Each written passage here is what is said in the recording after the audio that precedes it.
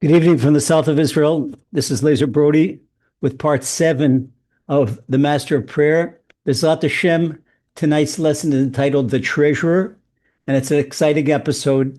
And we're going to learn how the Master of Prayer convinces the warrior to delay his assault on the country of wealth. The country of wealth is about to be destroyed, but the Master of Prayer, it convinces the warrior to hold off. Meanwhile, emissaries from the country of wealth are going to encounter a nobleman who's vastly wealthier than anyone they ever dreamed of, any of their billionaires. And they meet him and they're going to crown him their king. Okay, so once what David mentioned in his introduction, this is our study guide. It's the PDF. It's on the group. It's the Ammunibians group has it, and the Liquidate Moran group has it. And if you need it, as David, we can flash it over to you and download it because it helps. It makes sense out of all the characters and what's happening. Okay, so let's do a quick review. Every week, our review is going to get shorter because we still have a lot of ground to cover in the story. So the Master of Prayer went around the world teaching people how to serve Hashem. He proved to them that this was the sweetest way of life that could be. So many people flocked to him and they discovered service of Hashem. What a wonderful life this is. So even though he influenced many people around the world, he made no headway with the people from the country of wealth who worshiped money and craved it in the worst way. As we'll learn later in the story, we say it was the great storm, and the great storm confused the entire world, and people were scattered all over the ends of the world, and they had all except for the Master of Prayer and his people. All the other people had crazy notions that the most important thing in life is murder. The most important thing in life is honor. The most important thing in life is wisdom. The most important thing in life is money. This is the country of wealth. Okay. But the Master of Prayer, he was undaunted. Nothing discouraged him. He knew he had Hashem he could accomplish anything he wanted. This was his level of Zamuna. And so he refused to give up. Well, meanwhile, the country of wealth was very, very distraught. They were terrified because the great warrior and his band of fierce warriors, they were going around the world, taking over other countries. They wanted nothing else but submission because they loathed money. They weren't looking for money. They were looking for spoils. And the exact opposite. They didn't like money. They didn't like material possessions. Okay, so the country of wealth was in a very difficult dilemma that if they didn't surrender, they'd be destroyed. But if they did surrender, then that would be heretical for them to surrender because they would have to surrender their gods, what they believed in, their money, their wealth.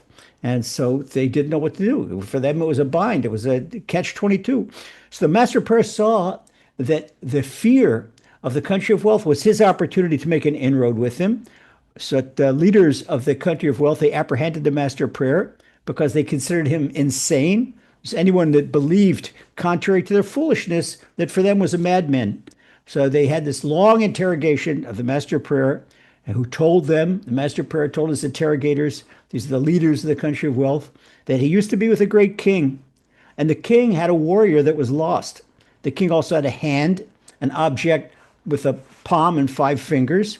And on that object appeared a map of all the world. On the hand, every one of the ridges showed a country, a road. There's a geographical map and a topographical map and a political map and a historical map. And you could see everything in that hand. You could see the history of the world from the beginning to the end, past, present, and future. And so everything was depicted on that hand. And from the hand, that's how the Master of Prayer knew how to penetrate the apparently impenetrable defenses of the country of wealth. They were high up a mountain, and they had guards all around. They didn't want anybody to steal their money. They stole from one another, but they didn't want everyone from the outside to steal their money. So the country of wealth recognized that the Master of Prayer, everything was saying this was true. This was true. They knew he was saying the truth, but they wanted to know where the king is. Why they wanted to know where the king is? For where they could get more wealth. So he said, you're about to be destroyed. You're married, and you're still thinking of money. He says, I don't know where the king is, but he told them about the king and his fellow court members, that he too was a member of the king's court. And he's been searching for them ever since the great storm dispersed them in all different directions. Well, the Master of Prayer told them about the 10 members of court. You can follow your chart, they're listed. The king, the queen, the prince's husband, who was the great warrior, their child prodigy with the golden hair, the orator, the sage, the king's faithful friend, and himself the master of prayer. But at this stage, he doesn't yet tell them about the treasurer. We're about the treasurer tonight. They're going to meet the treasurer, and the treasurer will become their king. So he does tell them about the source of the warrior's power, that the warrior had a sword, and the sword had three powers. When the sword was lifted, the enemies fell. And then one side of the sword caused the enemies to retreat, and the other side of the sword caused the enemies to suffer great sickness. And either way, the enemy would be totally destroyed. The country of wealth, and then they begged the master of prayer to help them. He saw he said, chance that he knows the warrior, maybe he can stop the warrior. So they let him go, and he made a sortie to the warrior's camp, which has now reached the proximity of their border. Very soon, they're going to penetrate the country of wealth, and that's their end. Okay, so the master of prayer, the crescendo of action, he reaches the camp, and he talks to one of the sentries. The sentry stops him, he talks to one of the sentries, and the sentry tells them about what happened to them. Sentry tells them, he says, well, how did you get to be the master of prayer? Now interrogates the sentry. He says, how did you become one of the warriors of the great warrior? Master Prayer asked him. The sentry says, well, ever since the great storm, we came together. There was a group of strong men, and the Master Prayer was even bigger and stronger than they were. What it was, he was emaciated and starving. He came into their camp, didn't pay attention, ate up all their food. And they said, oh, this is surely a mighty warrior greater than us. They made him their king. They told him about his own group and the country of honor. The country of honor here, Rabbi Nachman is really facetious. Rabbi Nachman is very, very cynical and sarcastic about all the people that are making the mistakes. The country of honor made a hunchback gypsy pauper their king, because this hunchback gypsy pauper was very particular about his honor. And if someone didn't honor him properly, he would be very indignant and very angry and yell at people. So Rabbi Nachman said, look at people that are running for honor. A person that has nothing honorable at all becomes the king of honor. And this is in each particular country. Then there was the country of murder. And they thought that murder was the greatest aspect, because ultimately people die. And so if dying is the ultimate purpose of the world, then let's hasten the ultimate purpose.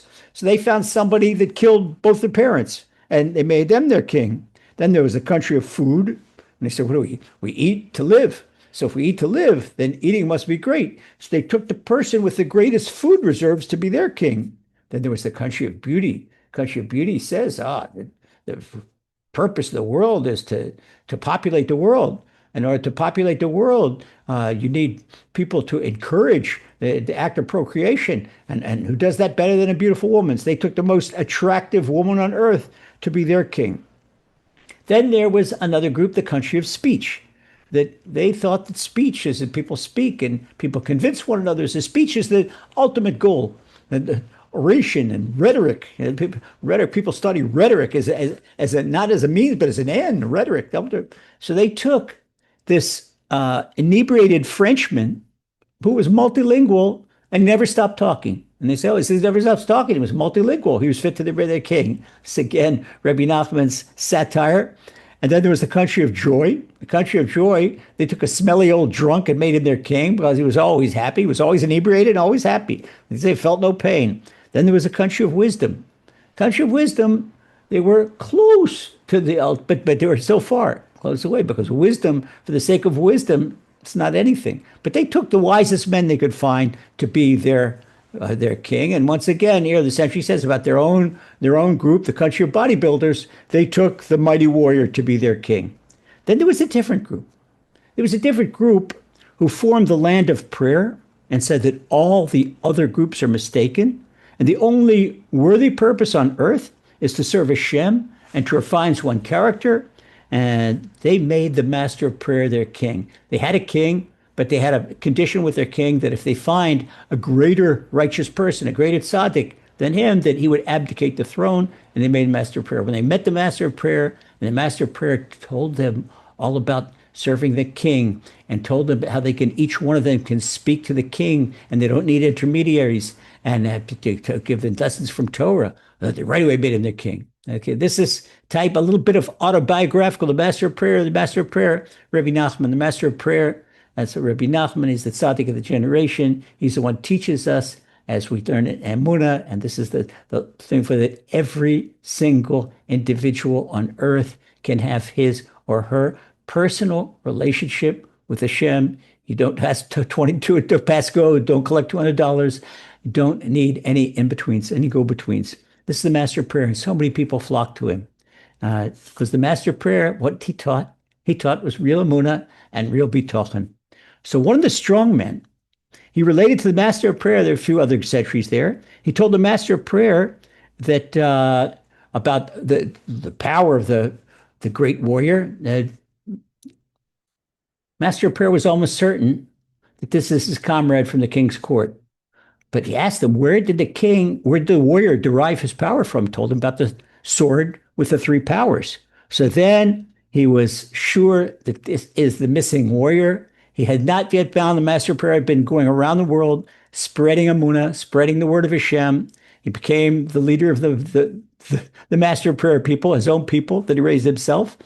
And now he's encountered the first one. He saw signs on the way on his sojourning around the world. He saw signs on the way of the different members of the court. But this is the first time that he actually is on the verge of encountering one of his former colleagues from the king's court. He's very excited.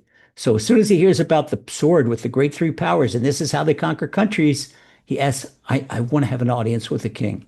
So the sentries came, they informed the king that there's such and such a person. Let's ask you about it. Wants an audience. And the warrior said, bring him in. And they met each other, recognized each other right away. They fell into each other's arms, and they laughed and they cried, and it was a great reunion. And that was our lesson from 2 weeks ago. Okay, so now they discussed each other about their searches to the king. They talked about what they did. They talked about how each one saw signs of the other court members on the way, but this is the first time that they found one another, that the master prayer and the great warrior, they found each other because everything was dispersed in the great storm. And they saw signs here and there, but they couldn't find the other court members. So they finally discussed what brought the master of prayer into the warrior's camp. He says, the country of wealth. And the warrior agreed to give the master of prayer an extension of time for them to mend their ways. Told them about these people. They are so deep in their lust for money that he hasn't yet had an inroad. So the great warrior said, there's one thing the king taught me. The king taught me that a person could rid him or herself of any lust there is, except for the lust of money. This is something there's no hope. But the master of prayer says, give me a chance. Let's try. Give me a stay of execution for them. Hold the camp. Don't attack right now. And then so we could continue trying. So the warrior agreed, and the master of prayer and the warrior, they exchanged signs so they could communicate in the future, know how to contact one each other. Rabbi Nachman doesn't explain how they did this, but they exchanged signs, and the master of prayer went on his way. Okay, meanwhile, the master of prayer, his own people and the country of prayer, they're becoming greater and greater tzaddikim because they are involved in the ultimate purpose. This brings us up to this week's part 7. And here the country of war, the country of wealth, continues occupying themselves with their ridiculous devotions and offering sacrifices to their gods. And they wanted to go in the country. Well, there was this one mountain. It was the mountain of the billionaires, the super billionaires, the Jeff Bezoses and the Elon Musks and the ones up there. These were their super gods. And they thought they'd go up to this mountain, to the super gods, and they sacrifice themselves. They would make human sacrifices. They would take what they called animals. Animals were simple people that didn't have much money, and they would sacrifice them to their gods. And they would really believe that someone had power. They were even willing to sacrifice themselves because they were so terrified now because they could see far away. You could see the warrior's camp, that it was coming from top of the mountain. You could see that the warrior's camp was coming. And so they wanted to run to the mountain of the trillionaires, that they believed that these super gods could save them. Well, on the way, the emissaries from the country of wealth that were on their way on their mission, the rescue mission to the trillionaires, to rescue them, the trillionaire gods, they went askew. They lost their way, and they met a man with an exquisite walking cane. this beautiful mahogany walking cane, and the whole walking cane from top to bottom had a mother of pearl handle and all these exquisite diamonds and rubies and sapphires and priceless jewels embedded in it. And then he wore a white fur hat, and this white fur hat, it had diamonds, straight, each one the size of a diamond, just completely circled with all these diamonds. And this, just his hat and his cane were worth more than any money they ever saw. And because each one was several carats in size, even each one was millions of dollars. And the cane alone had a higher value than all their money together. So as soon as the emissaries saw this man, they right away fell down, prostrate on the ground. They bowed profusely because this to them is a super god. But according to their foolish beliefs, that this man, he must be a god over all the gods by virtue of his great wealth, because he had extraordinary riches. This was the king's treasurer. Okay. So the king's treasurer said to them, as we'll call him the treasurer from here on in, he said to them, you think my hat and my cane are a novelty? Come with me, I'll show you real riches. So he took them on top his mountain, and his mountain was where the king's coffers were. What he had from the palace, he had rescued the king's coffers and took them with him on a mountain, and he had them laid out. He was perfectly honest, the king's treasurer, and everything in order, and they never saw so much gold and jewels and diamonds and riches and pearl. Their eyes popped out.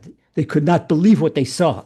So they immediately bowed down in prostration because, after all, he's a god over all gods and he's worthy to be their king.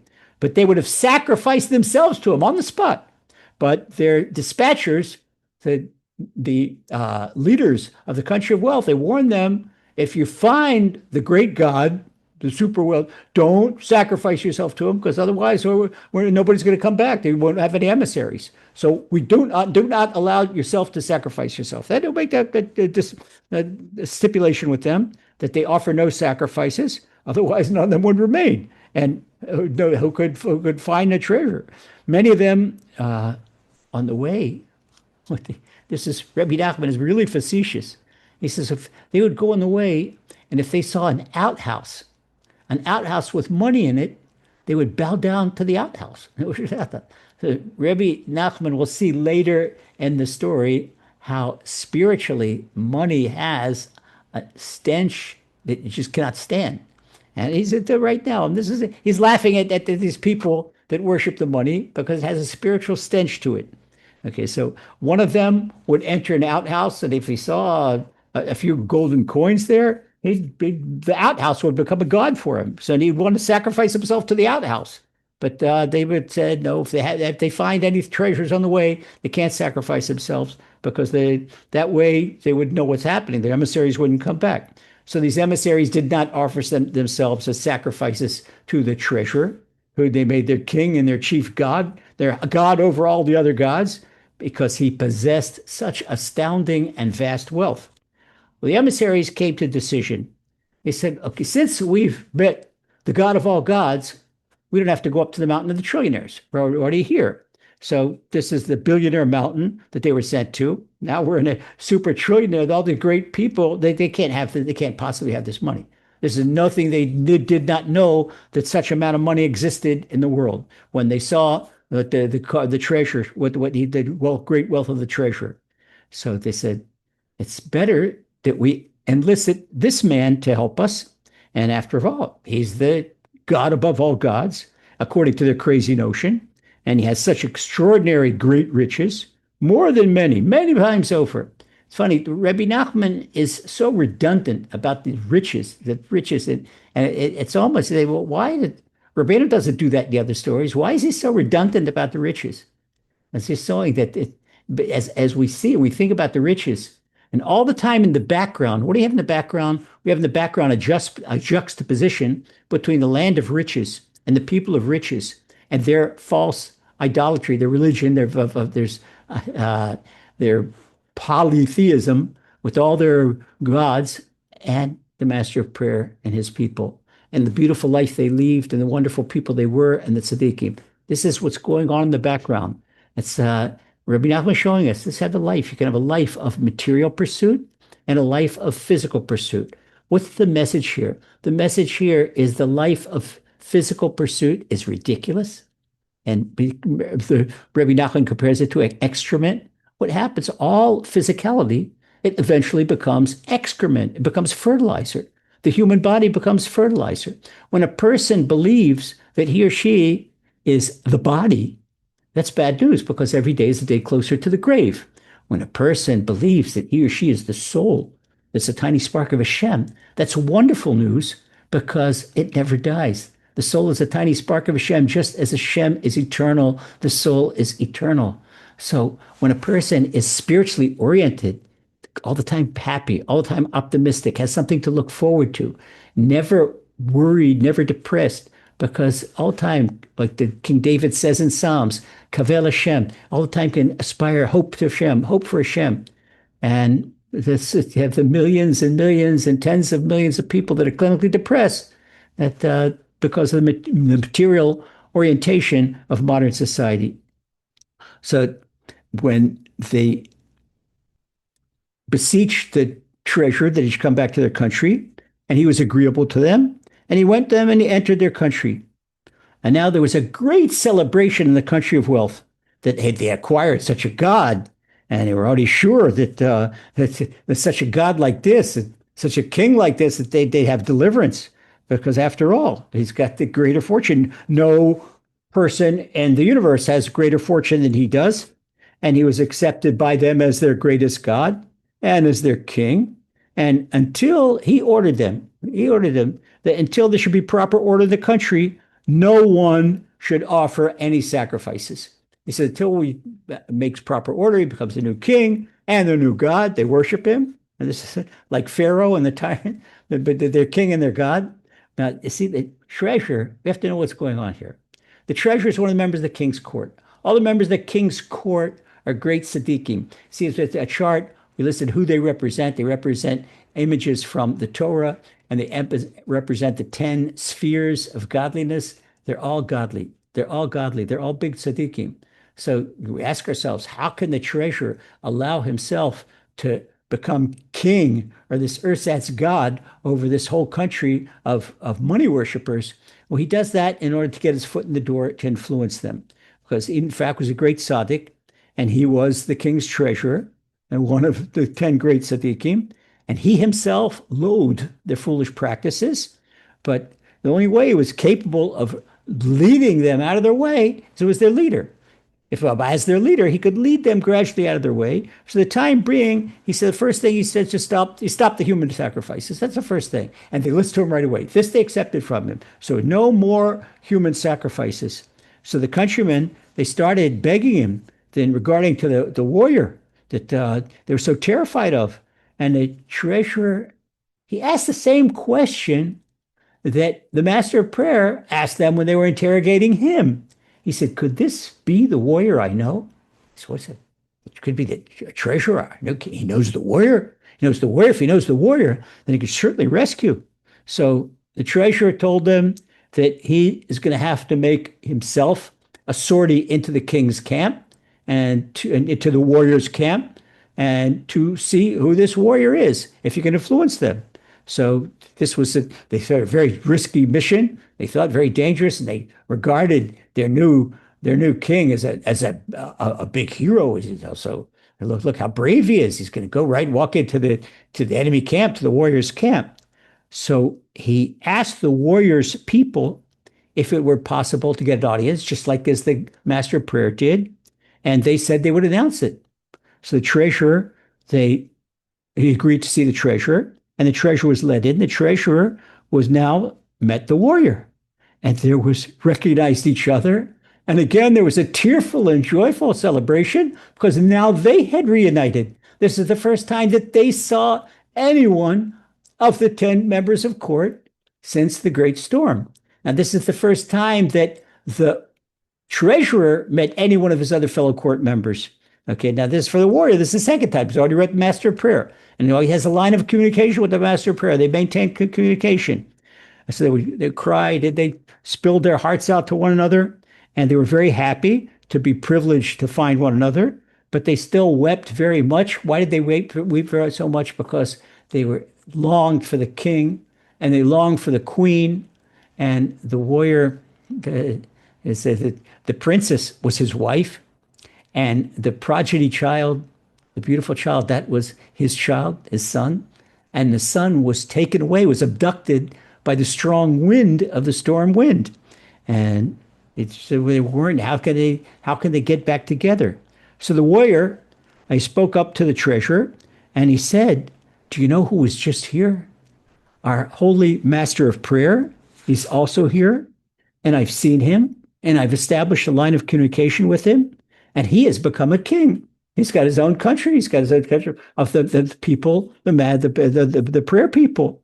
Uh, this part of it, this part of the translation, it's interesting. I don't know why it wasn't translated in English, but it's in the Hebrew, in the original Hebrew story, that they told each other once again how they evolved and how they arrived here. This is redundant, so maybe the translators took this out to make it a little more brief. So then the treasurer told the warrior that he had passed by everyone. It's the same thing that happened to the master of prayer in his sojourning and his wandering. He passed by different countries and saw the signs of the other court members that were there. The same thing with the warrior. Why was the warrior conquering countries? The warrior was going around the world. He wasn't worried about conquering countries. He was worried about finding the other court members.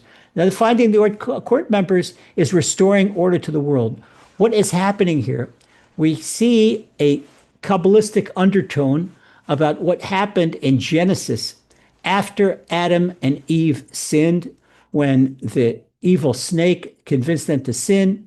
The world was meant to live in harmony.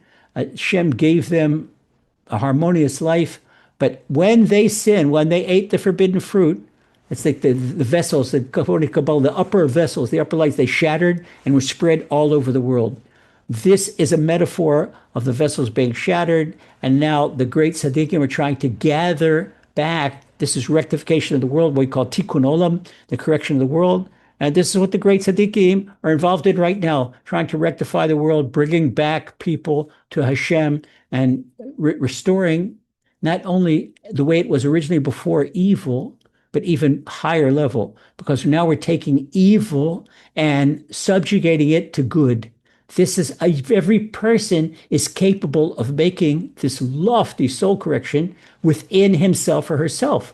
When we take the body, what the body has all the lusts of the body, take the body and subjugate it to the soul, and the body becomes subservient to the soul. This is a correction of the world. So you are correcting your own world. Now you can go and you can correct other worlds by subjugating your body to your soul. The body becomes servient to the soul. So the warrior answered the treasurer. He told him the same thing that he heard, that he told the master of prayer, that he heard from the king, that whoever fell into the lust of money, they can't be cured. And meanwhile, the treasurer told him that he met these people, the country of wealth, and they made him their king. And there's nothing they could do about it. So again, now the treasurer, the second time, he asked the warrior for a stay of execution before he goes and destroys the country of wealth. Give me some time to influence them and convince the warrior that delay the date where he's going to enter the country of wealth. So the warrior gave him another date. He gave him a stay. He gave him a temporary relief. So the treasurer and the warrior, they departed. The treasurer went away from the warrior and returned to the country of wealth. And they too left signs how they could communicate with each other. Left signs how to communicate with one another. We could see this is indicative of levels. We say, Shema Yisrael, Hashem Elokeinu, Hashem Echad. Hear, O Israel, the Lord our God, the Lord is one. People at Kabbalah, they get confused. That's why a person is not supposed to study Kabbalah until has an intimate knowledge of Torah. And until in all the introductory Kabbalah course, whether Ben Ish Chai, the Chaim Vital, the Ramchal, also writes a book, Introduction to Kabbalah, they say, do not be confused. Do not make what the Rambam's third principle, that there's no bodily properties. And even though we talk about the 10 godly spheres, heaven forbid that there should be anything other than one God. We're talking about one God. But the 10 spheres, they communicate with one another. They communicate with one another, they give messages to one another. And this is all part of the function, just like as our brain communicates with our entire body. And the body parts that communicate to the brain. The brain gives orders to the cardiovascular system and to the kidneys and all through the body. That doesn't mean that we're separate entities. The body is one entity. The body is a metaphor for the Godhead, the godliness. And that's why we say the Partsufim, the divine emanations, and what the Torah tells us that man is created in God's image. Okay, so the warrior and the treasurer, they left the line of communication. So now there's three that are aware of one another. Okay, that he heard from the king, once again, that there's no solution for lust of money, but the treasurer says, give me a chance. And he decided to give him a chance, and they put off the date. So even so, the treasurer, he was not politically correct. The treasurer, now their king, he rebukes them all the time. He rebukes them about what they're doing is ridiculous. And this craving of money, this is base. It's nothing. Life is much higher, should be much. He was doing everything he could to lead them out of it. But since they were already so deep-rooted in their false beliefs, it was very, very difficult, like the king said. Nevertheless, since the master of prayer and the treasurer had spoken with them so much, then the people, there was a crack in their defenses. And they'd say, otherwise, they said, indeed, okay, if we're not living our lives right, then and if this is foolishness and this is lust, then take us out of it. So even though they still held on strong to their foolish notion, they said they were a crack in their defenses, and they wanted to hear more. They were beginning to be influenced by the treasurer, and after the impression that the master of prayer left on them. The impression, Kabbalah, it's called a reshimo, that even when someone encounters a revelation, a divine revelation, even though the revelation leaves a person, and it's not there physically anymore, it's not even metaphysically, it leaves an impression on that person's soul. That's called a reshimo. And this impression is yours for there. Many of us, I'm sure, if I go one by one, and if you're studying Amunah today, there was some time in your life that you had this divine illumination, that there's only one God, and brought you closer to Amunah. And what Hashem does in order to get you out of the country of wealth, the concepts of this world, it's Hashem reveals himself. And Hashem takes you momentarily high above your spiritual level. This is not a level that you've attained with your own work. But Hashem gives you that, gives you the taste of what's waiting for you. Now you get knocked down again with all different challenges in life, and now we have to work on our own to get back up to that spiritual level. Okay, we're talking about Emunah, getting to know Hashem, getting closer to Hashem, and what I'm speaking about is universal. That's good for Noahides, or if you prefer to call yourself an Emunahide, and for Jews. It's good for everyone, because everyone has their ability to have a soul, they have to get close to Hashem.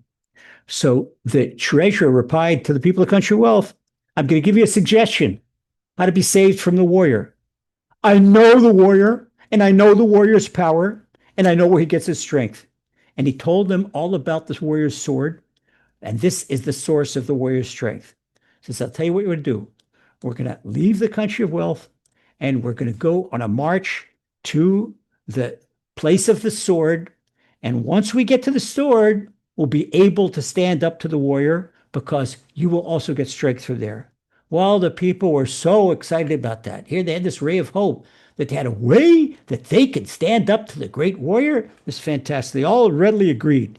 And the whole purpose of the treasurer, he knew that if they encounter the sword will be capable of overcoming, taking them out of their money craving. So the whole country accepted his advice, their king's advice, the treasurer's advice, and they sent their magnates, their leaders, who were their gods, and they sent them together with the treasurer to go find the sword. So the great magnates, these are the gods of the country of wealth. They're all dressed in gold and silver. This was their royal clothing, because this was their main thing for them. So they went together, and the treasurer and the together with the country's leaders who were their gods, their lower gods. So the treasurer, he made it known as his communication to the warrior that inasmuch as he's going to seek the place of the sword, and his intention is maybe on the way, he'll be privileged to find the people. And the warrior said, I'm going to go with you. So now the warrior himself decided to join in into the march to the sword. But he couldn't let himself know that there's a warrior, so he had to disguise himself. And he also went with the treasurer. So here's this great big person, strong person, and he's disguised, and they walk with treasurer. And the two of them together decided to make their mission successful and to pull these people out of their lust for wealth. They're going to inform the master of prayer. And the master of prayer, he replied that he'll go with them too. So now we have a great power coming together. We have three members of the king's court coming together. King Solomon says, "Achut ameshulash lo b'behera yiratek," that the triangle doesn't come apart quickly. What does King Solomon mean by that? Wise old men and in Proverbs. If we take, let's say in physics, we take a stick and you apply pressure and break a stick, and put two sticks together. Now it takes 6 times the pressure to break 2 sticks as it does 1 stick. They take 3 sticks together, and the 3 sticks together, it now takes not that 6, it takes 18 times the pressure to break that even more. And so that becomes stronger and stronger, the 3 together. So the master of prayer replied that he's going to accompany them. So they went to the master of prayer, and the master of prayer ordered his people to pray that he's going on a very dangerous mission, and he ordered his people to pray to Hashem that the mission should succeed and that their venture should be successful in saving the country of wealth from their lust of money. And the master of prayer, all the time, he never stopped praying about this. Ever since he had heard about the country of wealth, he never stopped praying for these people. Just the master of prayer is the tzaddik of the generation, and he prays for the whole world. You can see it's Abraham, it was his tzaddik of his generation. He prayed for the most wicked people, prayed for Sodom. Moses, that people went against Hashem, they committed the golden calf, the sin of the golden calf. Moses prayed for them. And the great tzaddikim, they pray for not just the righteous people, they pray for everyone. They pray for the sinners too. So the master of prayer told his people to keep on praying for this because needs lots of prayer. What's the master of prayer telling us now? When we do anything, even something simple in life, and especially a difficult, challenging mission, prayer is the answer. I have to pray, and then more prayer. So he composed prayers for them, special prayers for the success of a mission. And he went to the treasurer, found the treasurer and the warrior, that they should go together and on the way search for the king and his people. And he urged them to pray constantly that they should be privileged to find them. So the master of prayer came to the treasurer and the warrior. And when the 3 came together, there was such rejoicing and such weeping, and they celebrated. And all 3 of them are now together, the treasurer and the warrior and the master of prayer. And with all these little gods in the background, quote unquote, all the rich people from the country of wealth. Okay, so now we're going to hold on till now. I strongly urge everyone to go back and to review. We did a very quick review. If you go to lesson 6, the replay of lesson 6 has a more detailed review of the first 5 lessons, because as we go on, there's more and more content. The review becomes briefer and briefer. And if you don't want to be confused, then it's a good idea to review. And it's also a very good idea to review the sheet, even if you don't understand our learning aid sheet. You will as we go along, Bezat Hashem. Next week, with Hashem's loving grace, part 8 will be searching for the king. And I'm going to go and start the big search for the king. So meanwhile, everyone should have a wonderful weekend, wonderful Shabbat. All your heart's wishes for the best and lots of happiness.